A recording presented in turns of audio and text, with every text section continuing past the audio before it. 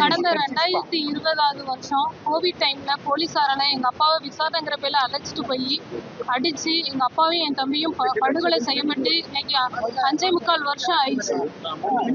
நான் அவங்களுடைய மூத்த மகள் பெர்சிஸ், எங்க அம்மா.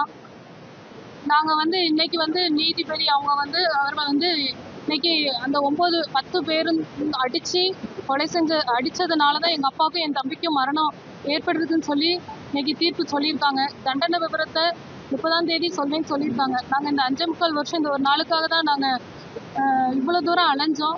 எங்களுக்கான நீதி கிடைச்சிருக்குன்னு நினைக்கிறோம். இதே போல என்ன தண்டனைங்கிறது 30ஆம் தேதி சொல்லுவாங்க. நாங்க நீதிபதியை நம்புறோம், நீதிமன்றங்களை நம்புறோம். எங்களுக்கான இதே தக்க தண்டனை அவங்களுக்கு கொடுப்பாங்கன்னு சொல்லி நம்புறோம். அந்த தண்டனை மூலம் இனிமே இதே போல ஒரு குடும்பம் எங்களை போல வேதனைப்படாது, இதே போல பாதிக்கப்படாது. இப்படி செய்யறதுக்கு அந்த அதிகாரிகளும் பயப்படுவாங்கன்னு சொல்லி நாங்க நம்புறோம்.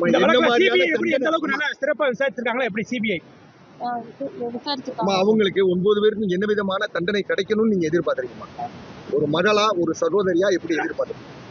30ஆம் தேதி நீதி ஜட்மெண்ட் சொல்லுவாங்களே, நாங்க இதாக வெயிட் பண்றோம். 2 பேரி உச்சபட்ச தண்டனை கொடுப்பாங்கன்னு சொல்லி நாங்க நம்புறோம். அவங்க இழப்புனால உங்க குடும்பம் எந்த மாதிரி பிரச்சனைகளை நீங்க சந்திச்சுட்டு இருக்கீங்க? உங்க பொருளாதார ரீதியா உங்க குடும்பம் எப்படி இருக்கு? எங்க அப்பாவும் என் தம்பியும் அன்பு இல்லை. டெய்லி எங்க அப்பாவும் என் தம்பியும் எங்ககிட்ட பேசிட்டு இருப்பாங்க. காலையில, மதியம், நைட்டே. நாங்க 3 பொண்ணுங்ககிட்டயும் எங்க அப்பா 3 பேருக்குமே மாறி மாறி பேசுவாங்க. எங்க அப்பா என் தம்பியோட அன்பை இழந்து போய் நாங்க காணப்படுறோம். என் தம்பி அவன் 31 வயசுல அவனை அடிச்சு கொண்டுட்டாங்க. அவனுடைய வாழ்க்கையை அவன் அப்பதான் ஸ்டார்ட் பண்ணவே போறான். அவனோட வாழ்க்கையே மொத்தமா இவங்களோட அதிகாரத்தினால அவனுடைய வாழ்க்கையே மொத்தமாவே அழிச்சிட்டாங்க. அதை நினைக்கும் பொழுது நாங்க உயிரோடு இருக்கிற வரை எங்களுக்கு அது வேதனையா தான் இருக்கும். இது இழப்பு தான். அதே மாதிரி நீதிபதி தீர்ப்புல சொல்லிருக்காங்கல்ல, இரவு 8 மணில இருந்து விடியற்காலை 3 மணி வரைக்கும் தொடர்ந்து தாக்கிக்கிட்டே இருந்தாங்க. அவங்களோட மரணம் இயற்கையான காயங்கள் கிடையாது அப்படின்ற சொல்லிருக்காங்க. அதை குறித்து எப்படி? நாங்க அதுதான் சொன்னோம். 7:50 என் கடையில இருந்து எங்க அப்பா கூட்டு போறாங்க. கூட்டு போன உடனே 7:50 இருந்து திருப்பி 11:30 வரை அடிச்சிருக்காங்க. திருப்பி 11:30 ரகு கணேஷ் உள்ள வந்திருக்கான். ரகு கணேஷ் திருப்பி 3 மணி வரை எங்க அப்பாவையும் என் தம்பியும் மாறி மாறி, எங்க அப்பா முன்னாடி தம்பியையும், என் தம்பி முன்னாடி அப்பாவையும், எங்க அப்பா என் தம்பியை அடிக்கும்போது அவ்வளவு கதறி இருக்காங்க. இதெல்லாம் அவனுங்க ரசிச்சு, அந்த இன்ஸ்பெக்டர் ரசிச்சு இது பண்ணியிருந்திருக்கான். அதுக்கான இது இன்னைக்கு குற்றவாளின்னு அவங்க நிரூபணம் ஆகிருக்கு. தண்டனை கண்டிப்பா உச்சபட்ச தண்டனை நீதிபதி கொடுப்பாங்கன்னு நாங்க நம்புறோம். அதே மாதிரி இந்த வழக்குல குறிப்பா இவங்க 2 பேரும் அடிக்கிறதுக்கு நம்ம ட்ரைனிங் கிடைக்கிறதுக்கு சிக்கிருக்காங்க, அப்பா மோனி சிக்கிருக்காங்கன்றதுல நீதிபதிகள் அந்த தீர்ப்புல சொல்லிருக்காங்களா? அதை சொல்லுங்க. எந்த அளவுக்கு அவங்க எந்த அளவுக்கு அவங்க அதிகாரத்துல நம்ம இருக்கோம், யாரும் நம்ம போலீஸ் யாரும் நம்மள கொஸ்டின் கேட்க முடியாதுன்ட்டு. ஆனா அதெல்லாம் அவங்களுக்கு மனுஷங்களே அவங்க கிடையாது. எனக்கு ஒருத்தன் குண்டா நல்லா சிக்கிருக்கான், அடிக்கி பழக வாங்கன்னு சொல்றதெல்லாம் அவனுக்கு மனித தன்மையே கிடையாது. அவன் மிருகமா தான் அவன் இருந்திருக்காங்கிறது. ஆமா, நீண்ட நாள் போராட்டத்துக்கு இன்னைக்கு உங்க கணவரையும் மகனையும் 1 பேரை இழந்தீங்க. இன்னைக்கு நீண்ட நாள் தண்ணீருக்கு இன்னைக்கு ஒரு தீர்ப்பு வந்திருக்கு. அந்த தீர்ப்பை நீங்க எப்படிமா பாத்துருக்கீங்க? எல்லா மக்களும் எல்லாரும் எங்க கூட சேர்ந்து போராடினாங்க. அதுக்காக ஒரு நல்ல தீர்ப்பு வந்ததுன்னு நினைக்கிறேன். உங்க கணவருக்கும் உங்க மகனுக்கும் ஏற்பட வேற யாரும் நடக்கூடாது. ஆனா இன்னும் தொடர்ந்து இந்த மாதிரி காவல்துறை மரணங்கள் நடந்துகிட்டே இருக்கு. அதுக்கு நீங்க மத்திய மாநில அரசுக்கு என்ன கோரிக்கை வைக்கிறீங்க? நீதிமன்றத்துக்கு என்ன கோரிக்கை வைக்கிறீங்கம்மா?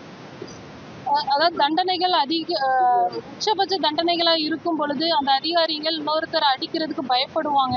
ஏன்னா இப்போ அவங்களுடைய குடும்பங்களும் சஃபர் தான் ஆக போகுது. அப்போ அதை மற்றவங்க யோசிப்பாங்கல்ல. அப்போ இதே போல நம்மளுக்கும் தண்டனை கிடைக்கும், நம்மளும் நீதிபதி என்ன தண்டனை கொடுக்க போறாங்கன்னு தெரியல.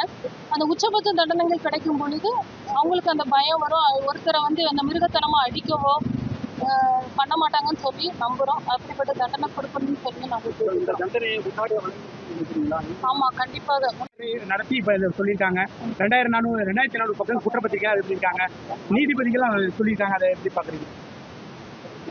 சிபிஐ நல்லா தான் இது பண்ணியிருக்காங்க. ஆனா 5.25 வருஷம் நாங்க அதுக்காக போராட வேண்டியதா இருந்தது.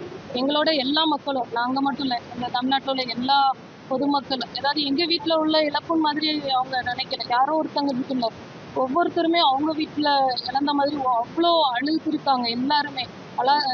அந்த வீடியோவோ, என் தம்பியோட எங்க அப்பாவுடைய வீடியோ பார்த்து அழாதவங்க யாருமே இல்லை. அந்த இது எல்லாருடைய உணர்வுகள், போராட்டங்கள் இதுக்கு இது தீர்ப்பா வேணும் கண்டிப்பா. அந்த 5 ஆண்டுகள உங்களுக்கு அழுத்தம் இது இடத்துல அப்படி எதுவும் உண்டு? இல்ல நான்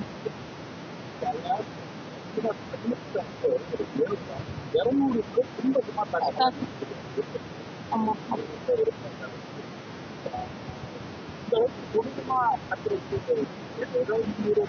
அப்படிலாம் எதுவுமே இல்லை. எங்க அப்பாவும் என் தம்பியும் எந்த குற்றமே செய்யலாம்.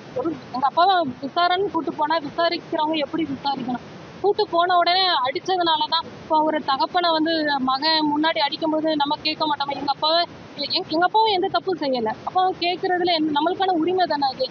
அதான் அவங்க அதிகாரத்துல இருக்கோம். போலீஸை எதிர்த்து பேசுவியா அப்படிங்கிற ஒரு காரணத்துக்காகவே பாலகிருஷ்ணன்லாம் நீ அடிக்கும்போது சொல்லியே அடிச்சிருக்கான். நீ செத்தா சாவு, நான் என் சொத்தை வித்துனாலும் நான் வெளியே வந்துடுவேன் அப்படிங்கிற வார்த்தையெல்லாம் அவன் சொல்லியிருக்கிறான்.